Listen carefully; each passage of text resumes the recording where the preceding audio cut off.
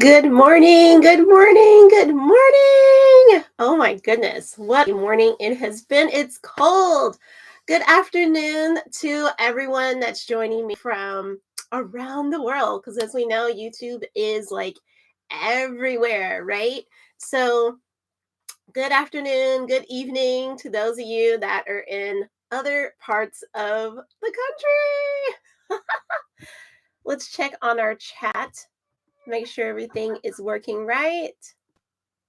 Everything is looking amazing. Remember that if you do want to chat with me here on the live stream, please feel free to do right here on YouTube. This is an exciting time for you in your life. What we are doing is that we are planning your wedding series. We're getting ready for your wedding, but we're doing it a little bit differently. We're starting with 14-year-old you. I know, nobody gets married at 14 these days, right? But we're talking about how you can prepare starting at that age, whether you are the groom or the bride, or if you're even the parents and grandparents and uncles and aunts. So I know that many people think that it's just the bride and groom that need to be planning and paying for their wedding, but you'd be surprised how many things that other family members can help along the way, starting at age 14. Now we are going to be fast forwarding the age that you actually get proposed to. So don't worry, we're not staying at age 14 for a really long time in this series at all. It's actually just a few episodes. So I hope that you guys have been enjoying them so far. But we will be fast forwarding to the age that you do get proposed to, which could be any age because we all are on a different journey. Not all of us are going to get proposed to at the same time. And so it's going to be different for everyone. Now, let's talk a little bit about what the wedding series is. Your wedding series is planning your wedding through a wedding series of events. And those events include the proposal. Hopefully, it's a surprise one. I love surprises. I know not everybody does, but I love surprises. So, a proposal, the engagement party, if you're going to have one, the engagement photo shoot, you're going to have dress shopping or gown shopping, bridesmaids proposal, groomsmen's proposal, bachelor, or a hen do party, depending on what part of the country that you are from or what country you're from. We also have the bridal shower or wedding shower. Some people do one, some people do both. And there's also the rehearsal dinner, the rehearsal the day before the wedding, the welcome party for those guests who don't live where you live. And then there is the get ready with me the morning of the wedding for the bride. And you can also have some clips for the groom as well. I've seen that and it's so amazing he did that. And then you also have the wedding ceremony and reception. Now, some people have after parties as well after the wedding is over. Now, you don't have to do all of these things. But when we're talking about your wedding series, that's what we're talking about. A slew of events, okay? And we are planning that from the beginning. We're taking our time. We're going to go a whole year into this planning. And guys, it's going to be amazing. There is going to be some surprises along the way where we're not always going to be in the studio. I can't wait. I can't wait. I can't wait for all the surprises. So there's a lot of surprises that are coming. So yeah, get excited, get into it, you guys. Get cozy. This is your wedding series. So why am I here? Why am I here as a part of your wedding series?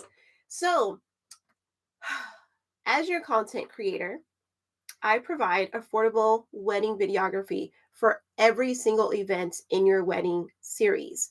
This way, you and all of your guests can remain hands-free.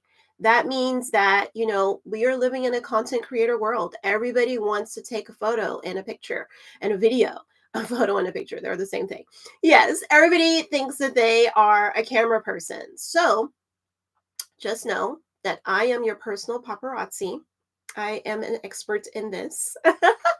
And I will be able to capture everything all in my hands rather than you're worrying about trying to carry your cell phone to all of your events in your hands, okay, or your guest. This way, everybody will get to live the moment with you. Now, because I'll have the cell phone lens, I'm letting you know from the beginning and from the proposal all the way through the reception, I am going to be there with you. I am there with you. So lights, camera, action. Here's some advice. Let's start the show. And let's watch your love story unfold. Ah! Okay, I'm so excited. You guys, sometimes I have to calm down because I get so excited about these, and I love weddings so much. I love weddings. I love people. I just love to be a part of your big day. And so I have to take a breath. I have to calm down. It's just a wedding. No, what? Whoever said that? No way. A wedding is so amazing. It's such a milestone in one's lives, right? There's like the wedding, there's like the baby shower when you get pregnant and stuff and all that. And so there's so many beautiful milestones in our life. There's, getting that career opportunity that you never thought would happen. And obviously having and planning your wedding is right up there with all of those things. So this is the part that I get excited about: weddings. My wedding, everyone's wedding, doesn't matter who it is. Let's jump into today's topic. I am rambling. I am super, super rambling. So today's topic is going to be focused on living with your parents after you graduate high school and college. Yes, I know. We are preparing for marriage and your wedding before he proposes. So just understand, this is before the proposal, how you can prepare. Okay. Today is going to be the bride's perspective. So we are going to go back and do the groom's perspective on this entire thing. And some stuff will overlap. So we'll go through that like quickly for this. So if you're keeping up, you are about, this is right after you've graduated high school and college. Now you are about 22, 23 years old, depending on who you are. There are some people that are graduating high school early and graduating college early. So some people might be actually 18 at this point in their life after they're done with college. I know that's surprising, right? That some people are graduating so early, but there are people who are completely done with college at 18 years old. I've met them, and I think that's so amazing. I think it's pretty cool myself. So yeah, depending on where you are in your life, this is talking about when you're done with school. And that means if you went away to school, or if you went to school in your same place, same town, you are going to be, this advice is about you living with your parents after that time. Now listen, you don't have to take any of this advice. This is my advice through life lessons and journeys. And I have been married for a little bit over 6 years now. Yay! Oh, congratulations to us. And I want to share some of my advice as your content creator. I just want to share some of my advice with you, okay? This is actually going to be a part 2 for the bride's perspective. For anyone who's keeping notes, this will be a part 2. I have my notes here, and we are going to jump right in, okay? So let's talk about before you are proposed to, right? And what's happening after school? What's happening after your college years? So the question that you may be asking yourself is, where am I going to live? Well, a lot of people decide they want to get an apartment. They want to go rent, right? They want to go rent something. That's the majority of people. Now, I know there are some people who can own right out of school, but remember, this is the bride's perspective that we're talking about, and it's just my advice that you don't have to take if you don't want it, but it's just to help you if you do want some help. Okay, so you may be asking yourself, where am I going to live? I know I went through that when I have finished college. It was like, well, where do I go now? Like, what do I do? So, and not everybody goes to college. So you may be asking this question after high school. That's why I said after high school or college, right? So not everybody has to go to college either. Some people are going to school online, all kinds of stuff, right? So where you want to live. Some good advice is to stay at home, live with your parents. They can be a great source for you. And that's what we're going to talk about as we go along this episode. So, I want you guys to understand that this is a strategic move. This is a strategic move, okay? And the reason why it's because you can save money, also accountability, and you can have your parents' guidance, okay? So let's look at part 1. Why stay with parents? Financial advantages. So that would be our very first bullet point for part 1, which is saving money. Okay. Now, this includes saving money on, like I said earlier, rent, utilities, groceries, these sort of bigger expenses that people jump right into having as soon as they're done with school. They're just like, well, I'm done with school. It's time for me to start living my life. I need to get out here and I need to buy a home or rent a home or rent an apartment or get a bunch of roommates and get out of the house, right? Why do we have this mindset? Why do we buy into this that we need to like move out and like go spend all this money on, you know, this it's a huge commitment to have rent every single month, to have utilities every single month. We already have our cell phone. That's a given, right? All of us have a cell phone now, and hardly anybody has a landline at their home. They're using for like their personal use, not a fax machine or for their, whatever it is for. And so most people have their cell phone bill. So you have your cell phone bill, you've got your car, you've got your car insurance by this point in your life, right? Remember, we fast forwarded to this part. And so you've already got those 3 expenses that are also big for some people. Those are big, those are huge. Why do you now want to go and put yourself into, okay, let me now pay for rent, let me pay for utilities, let me pay for, all these extra things. Now, I'm not saying, I have on here also groceries. I'm not saying that you can't buy groceries living with your parents. I think that you should. I think that, like, even though you live with your parents, you should take the time to sit down with them prior to you deciding, okay, this is what I want to do before marriage, before I get married. Is that I don't want to like step out and then go living on my own and start playing house on my own, right?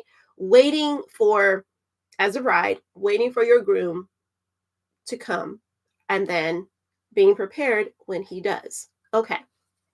So I think that you should have that talk with parents and talking about, okay, what can I pay for, or what am I willing to pay for? What would you guys like for me to pay for? You could start there. What would you guys like me to pay for? And if it's over your head and you're like, well, I may as well like rent, like, well, I don't want to pay this much, or I can't afford that, that's okay, because your parents might be like, well, we thought that you would be out of here. And so like, okay, let's just be real. There are some parents that are like, we thought you'd be gone. We can live our best life now. And, we could be wild and free.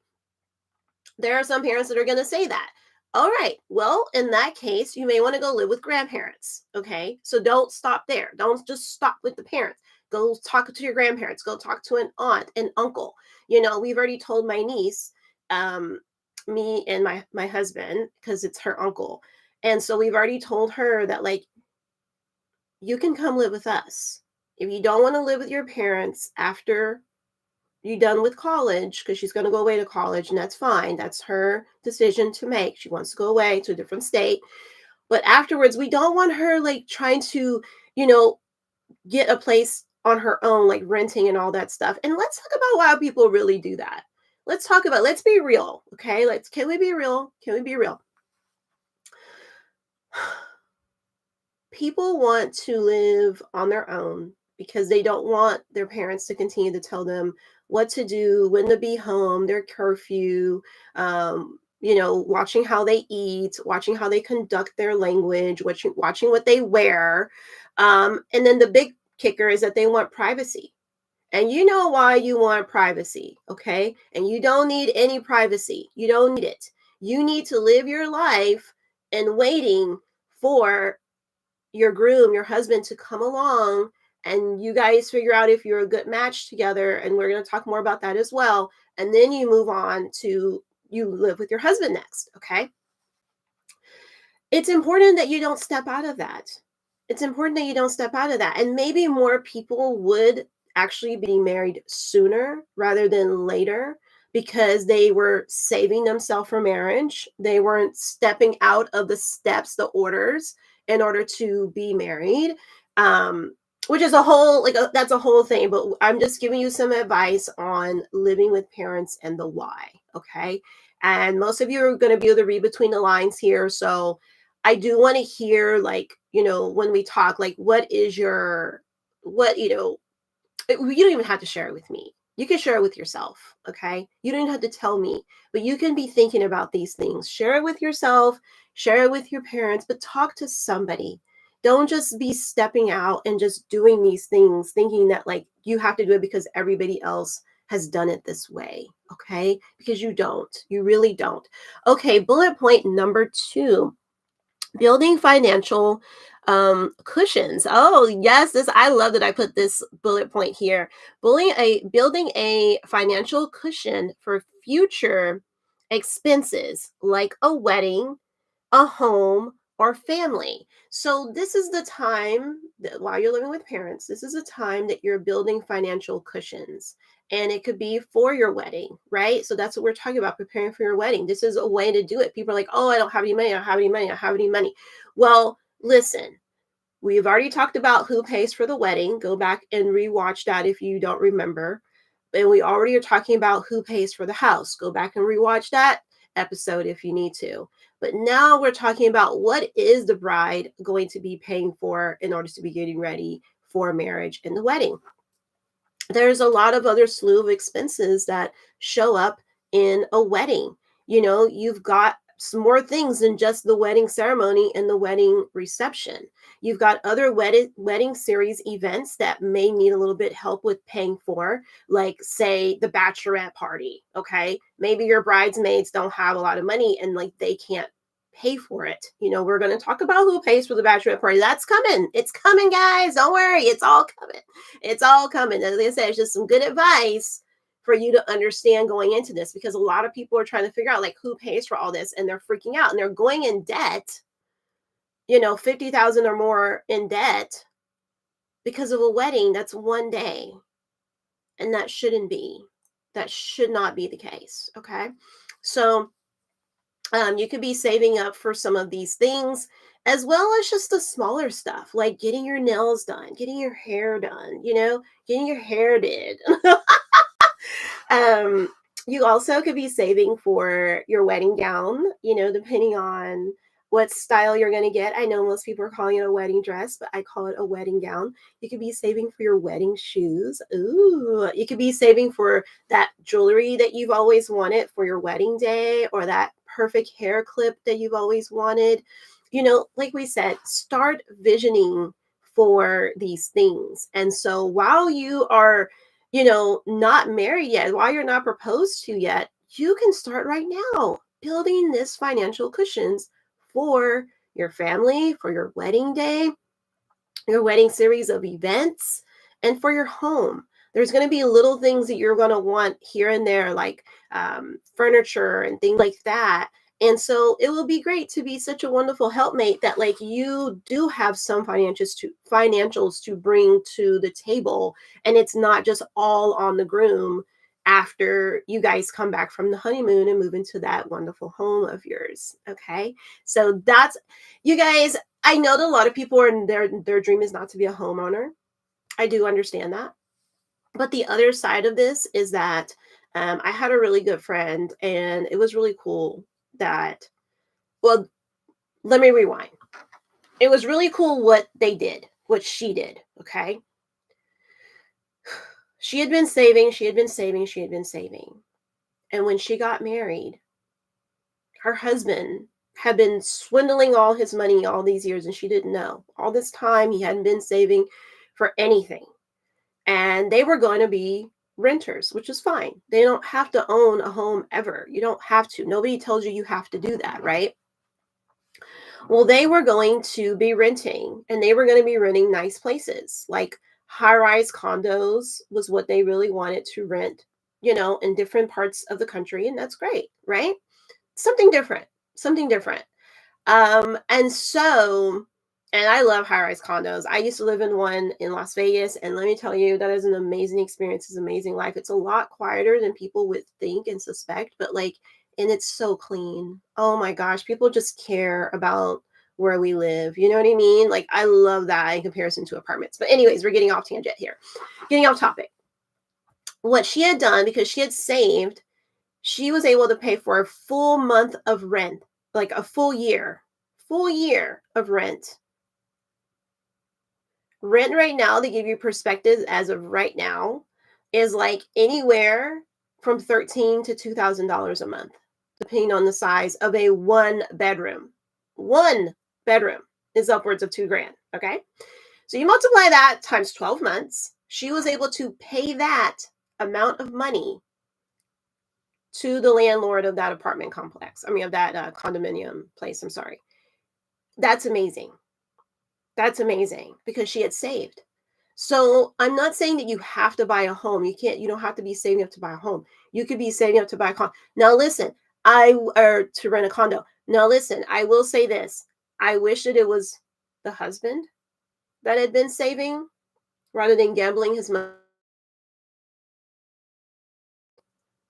putting down that kind of money at the beginning of them moving into this place, right?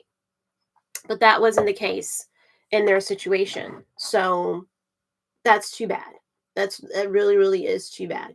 But she did that. And I was like, wow, that's amazing. Like, I don't know a lot of people that could do that.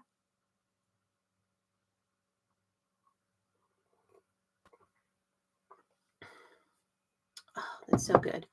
But that's why we're doing this series, is to help you in order to be able to do something like that, right? All right, let's keep going here. The other reason why you would want to live with parents is, and remember, we're still in part 1, is because of emotional and practical support. Parents can offer guidance and support while transitioning into adulthood. So this is really good. We have to remember that parents definitely are a great guide. They are a great guide. They're a great source in our life. Now, I know that everybody has the best parents in the world, but there are some things that you can see. You can find some good things in all parents. I truly believe that you can find something good in all parents. And remember what we talked about. If you feel like you can't find anything at all, any kind of thing that you would want to role model after, okay, model after, then you go and you look at your grandparents, look at your uncles and aunts, look at people at your church who are couples who are treating each other respectively, and you can see fruit in their life. Okay.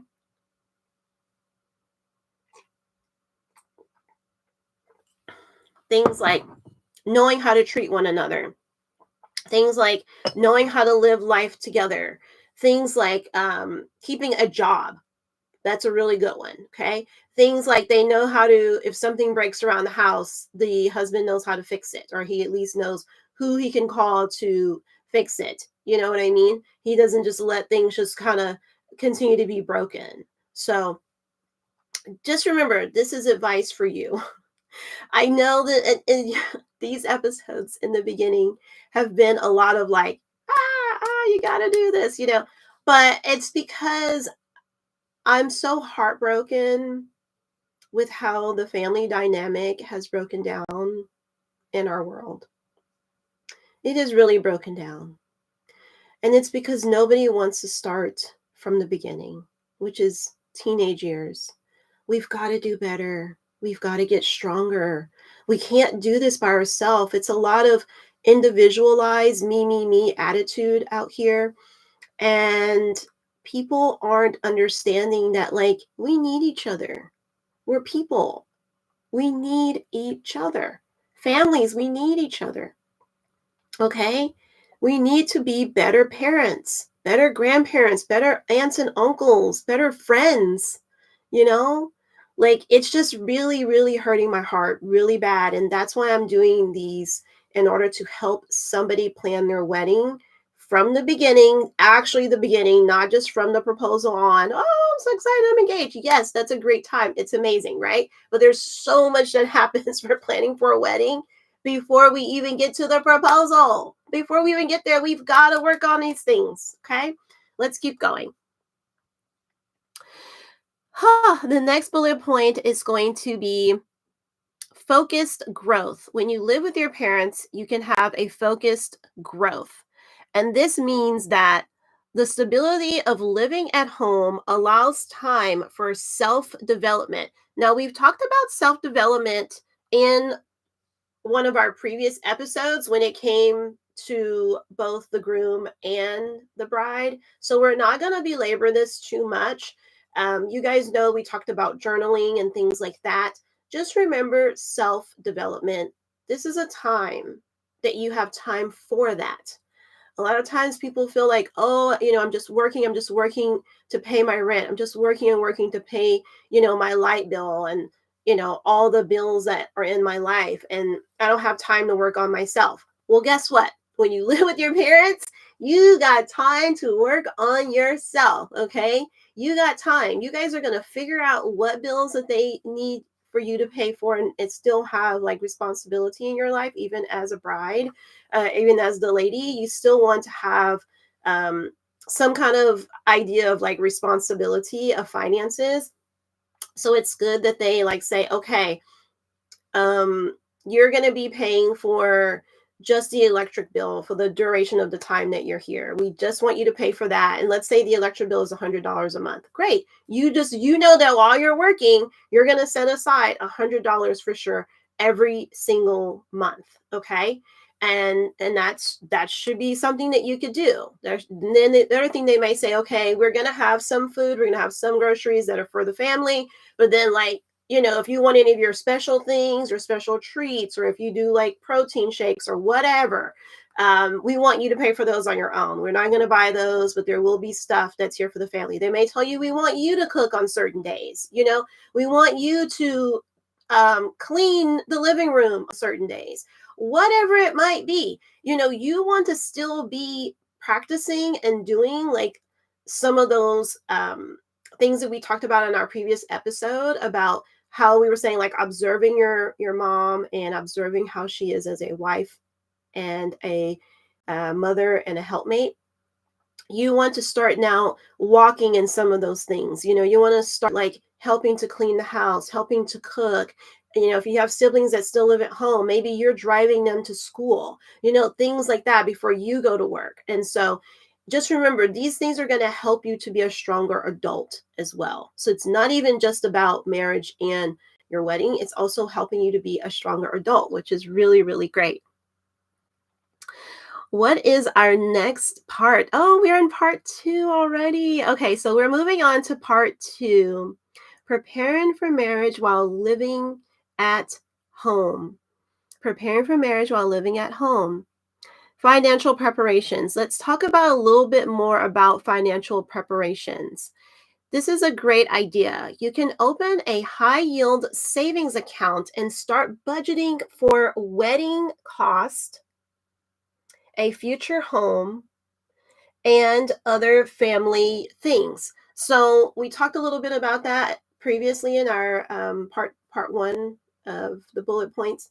And so here we are with now being practical about it. Go out there, get yourself a separate savings account that's just for weddings. So you might be having like, normally people have a checking where their money goes to direct deposit from work. So they have like a checking account. They've got a savings account for whatever they want that for. And now this is the time while you're living with parents to look into getting a high yielding bank account. Maybe it's going to help give you interest, okay? And you put money in there for like your wedding savings. Now remember, we talked about who's paying for the wedding reception and the ceremony. We're not talking about that for this, right? So we already talked about who's paying for that. Go back and watch that episode if you don't remember. But you want to be saving for other wedding expenses, okay? We talked about that a little bit right now in this episode earlier in part 1 of this section, okay? So, and then just little things for yourself. Maybe you want to do a little vacation before you get married or before you even are proposed to. Maybe you want to do like a girls trip or something. So, be putting some money aside that's going to be growing every single month, every single week, and who knows how long you're going to be in this stage of your life, but now you're already building up these really great habits that are going to help you for when you become a bride. Yay! All right, let's keep going. Still talking about financial preparation. We are talking about pay. Oh, yes, I remember I wrote this note down. Pay down any debt and establish good credit. So this is the time in your life that you want to pay down any debt that you might have. You may have some debt from college. You may have gotten a credit card bill because you wanted to pay for something special, like a TV in your room or something. I don't know. I don't deal with debt and credit. But if you do have debt or credit from college years or from whatever, hospital bill, whatever it might be, you want to go ahead and focus on paying this off well before you get engaged. You don't want to bring this into your marriage. You don't want to. If you can avoid it, this is why we're talking about it. I know that many of you are like, well, I already had a bunch of debt before I got married, and I had to bring it into with me when I got married because it was still like hanging over my head. I just couldn't get rid of it. Well, probably because you were renting an apartment. Probably because you tried to go out there and be a homeowner before you were ever proposed to. So you could have been living at home with your parents, right? And this is the time you could have been paying off that debt. Look at that. Look at how that works. Isn't that amazing? I'm telling you, these are practical skills that are going to help you. You can't tell me that they wouldn't. If you actually put it into like doing it, practicing it, I'm trying to tell you, that it would help. That it would help. So you guys can't deny. You can't deny it. You cannot deny it. So yeah, you want to make sure that you are taking the time out to dwindle down that debt. Just pay it off. Just pay it off. Okay? Just do it. Just do it.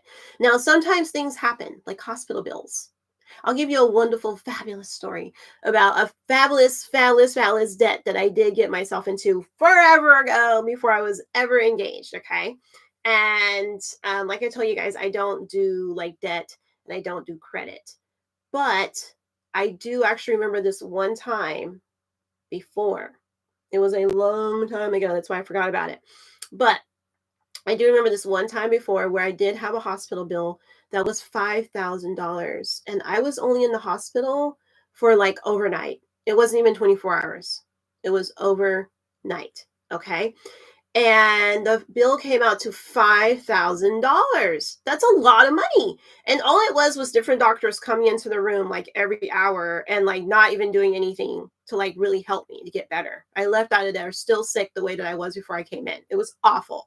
But awful experience. But I had to pay this $5,000 debt. Let me tell you how this debt was paid. Okay. When I moved to Las Vegas, I worked so hard. I had 2 jobs. I had 2 different jobs. One was my career love, and the other one was just a regular job. And within 3 months, at the end of summer, I was able to pay off that debt. That debt was gone. I literally wrote them a check for that amount. Done, finished, no longer in my life. You're out of here. And that's why I said I totally forgot about it because this was forever ago. But after that, because I didn't know what to do. I didn't know what to do. I didn't want this over my head. I didn't want this going on with me for the rest of my life. And I know a lot of people don't look at it like that, but like to me, if you can get a double job and get rid of that debt and don't be paying for rent or paying for like being, buying a home or being a first-time homeowner and all that kind of stuff by yourself, and you can just live with your parents or grandparents or aunts and uncle. You know what I mean? Like I said, there's other people you can live with besides your parents. I know I keep saying parents, but do it. Do it and watch how you have extra money to pay for things like that, okay? As well as still save for your future. I'm telling you, it's great. All right, let's move on to the next major point when we talk about part two.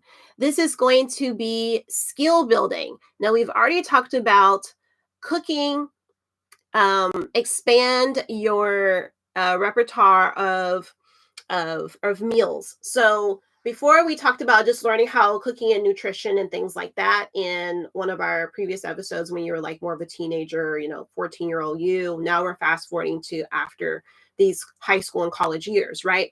And so now you're going to be really, really building up that repertoire. Now you're going to be like building up, you're going to have some sort of like cooking cooking books that you're going to be looking at or cooking channels on YouTube. You're really going to be building up that cookbook, okay? Now you have some form of little digital notebook online, or you have like a physical notebook depending on who you are. I like to write stuff down. So I've got like a little notebook of little recipes. You're going to be talking to your grandparents about their favorite recipes and stuff like that. And you're just going to be really honing in a lot of like your favorite things and building up those skills during this time of living at home with your parents. Look at all this. Guys, you can't do any of this whenever you're trying to like be stressed out about the rent getting paid. It is so stressful. It's so stressful. So getting to live at home with your parents and knowing that like, I can focus on what kind of meals I'm going to be making, how to meal prep, things like that. What am I having for breakfast each day? Breakfast is the most important meal of the day because it helps you to have brain power to get through the beginning of your day until you have lunch. So a lot of people like to skip that, which is silly. I don't understand.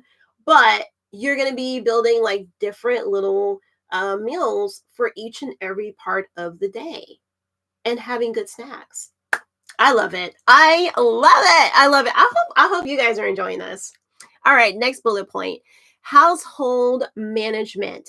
So this is going to be practice maintaining and tidy space. Like, keeping that space clean, managing time and organizing.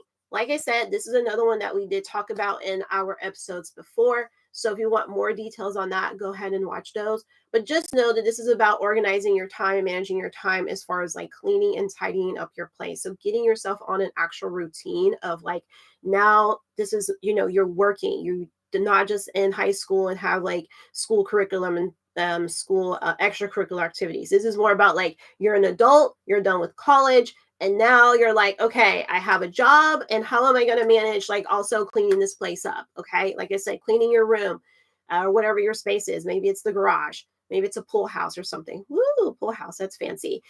Cleaning your bathroom, cleaning up the common areas, not just leaving that for your parents to do. Okay, like the living room, the media room, things like that. Maybe they don't have you living in the garage, and so you need to clean out the garage sometime as well.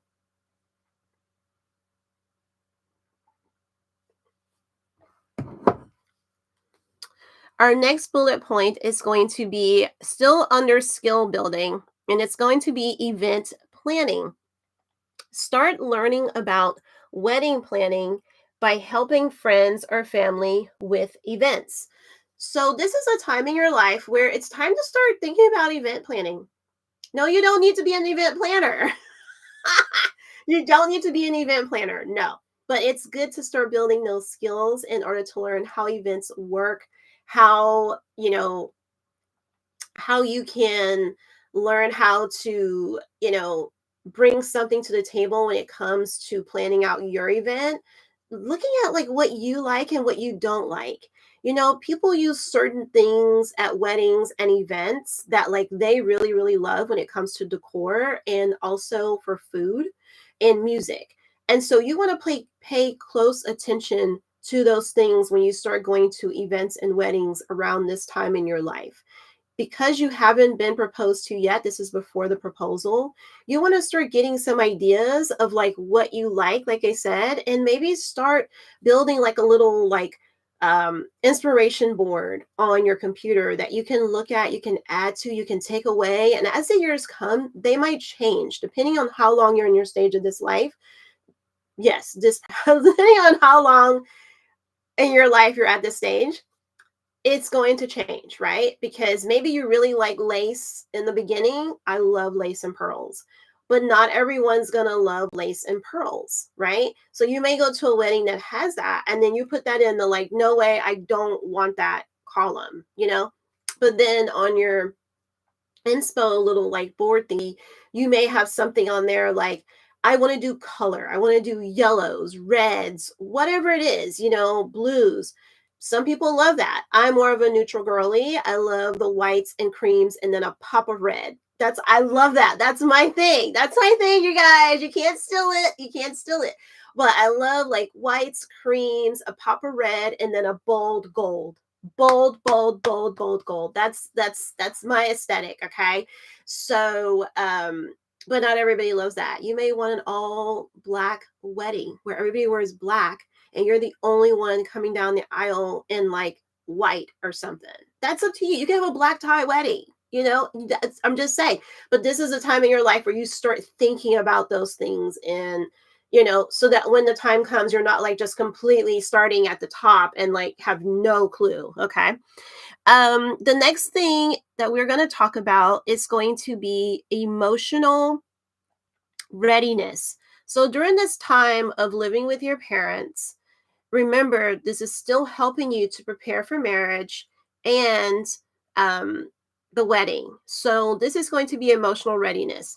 Now, we did talk a little bit about emotional readiness already, but as you guys can see, we are expanding on these topics. These topics are still in here because like we're still growing as a human being during this time. We didn't just stop at 14-year-old you through 18-year-old you and like those skills went out the window. No, we're expanding on them. They're getting better. We're checking in on ourselves to make sure that we are building on those, right?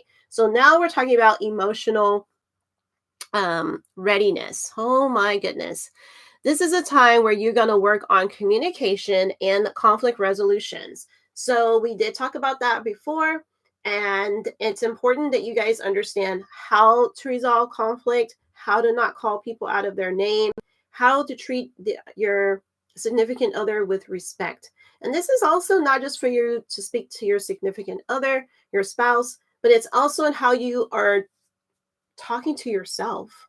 Sometimes we could be so hard on ourselves and we don't realize that we need some emotional intelligence in that area as well. We need to do better when we talk about ourselves. Sometimes I could be so hard on my hair because it doesn't look like the majority of the world. And so sometimes I can like really, really, really like just say negative things about like my beautiful, gorgeous, coarse curls, right? I don't always think of them that way at all. So remember, it's also our inner speech, okay, that we have to work on to get better at. The next thing is going to be spend time reflecting on the qualities you want in a future partner and what you can bring to the relationship. Now, this is an extremely important one as well. Everything has been important, but this is extremely important. You need to be thinking about during this time, what is it that I am looking for? What is it that I would like in my spouse?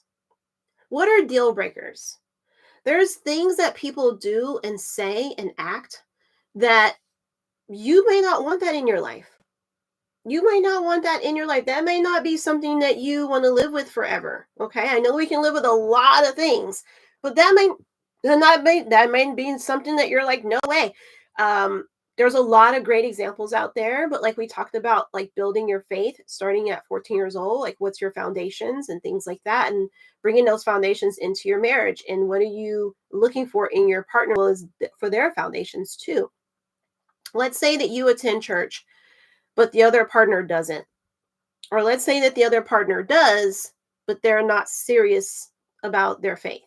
Okay. It's more of a checkbox. Oh, yeah, I go to church, whatever. And it's not a big deal to them if they don't go. It's not a big deal. Well, the problem with this is that once you're married, that person could stop going altogether. And then now you aren't going to church either because they are going with you. It's going to be lots of questions whenever you go by yourself. Oh, where's your husband? Where is your husband? and like you don't have an answer for it, I'm telling you, be careful. You need to be looking at what you want in a husband. What do you want in your life partner? You're doing life together, okay? It's not a perfect thing, guys. Everybody's going to show all their colors and their cards before you get married. Just know that. Not everybody's going to show it all before you get married. They're going to wait until after you're married, and then they're going to start doing things, and you're going to be like, oh my gosh, maybe it's video games. Maybe the other person plays video games, and like you never saw them play a video game before you got married. And now all they do is play video games in their spare time. That's their hobby. They don't have any aspirations in life, but just to play those video games. Okay. Are you willing to live with that? Is that okay with you that that's their hobby when they're not at work? It's just stuff to think about. And then you think about, like, what are you bringing to the relationship? Who are you? Remember, we talked about journaling and looking in within, and how are you growing as a human being? What about you? Do you really think that you're such an amazing catch for the person in your life, right? The person next to you? Think about it. We have to be real with ourselves. We have to be real with ourselves. We have little quirks and things about ourselves as well that not everybody is going to like. Not everybody is going to like it at all. Okay. And that's okay. The right person is out there for you. I truly believe that. I truly believe that there's someone out there for you. Okay. And you can't just settle. You can't just settle. You can't just give up and just be like, well, I have to take this person because they asked me to marry them. No, you don't. You really don't. So be thinking about what you can bring to relationship as well as what even your positive traits. Are you an amazing listener? Are you an amazing, like, affectionate person? Like, you love to give cuddles, you love to give kisses, things like that. It could be those things as well that you bring to the relationship that makes you so amazing and so awesome, right? Maybe you're a wonderful caregiver. Maybe when someone's sick, you really, really are good at nursing them back to better health, right? So be thinking about these things. And this is not just for the ladies. We're going to talk about it for the men as well, and what you can be bringing to the relationship. So let's see. When it comes to emotional readiness, just know that we'll be discussing dating for marriage.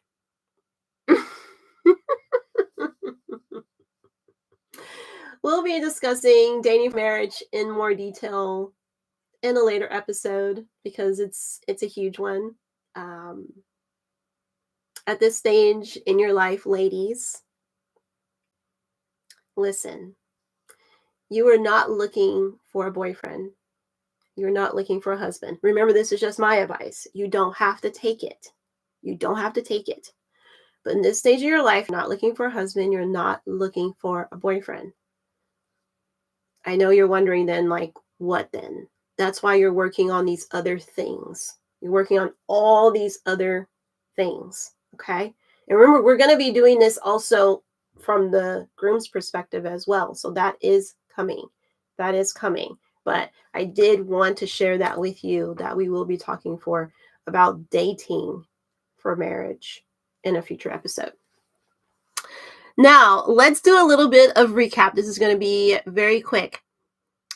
What did you do from age 14 to 22 years old? What did you do from high school through college, right after college, to prepare for your marriage, to prepare for wedding, to prepare before the proposal? What did you do? I want to hear it. Most of you that are planning your wedding are not going to be age 14 to 22. So I want to hear, what did you do in that time frame from age 14 to 22, those high school and college years? What did you do to prepare for marriage and for your wedding? Okay. You guys, I'm going to be seeing you in the next episode. I hope that you have thoroughly enjoyed this one. And yeah, I'm going to catch you in the next live stream. and I will see you then. Bye, guys.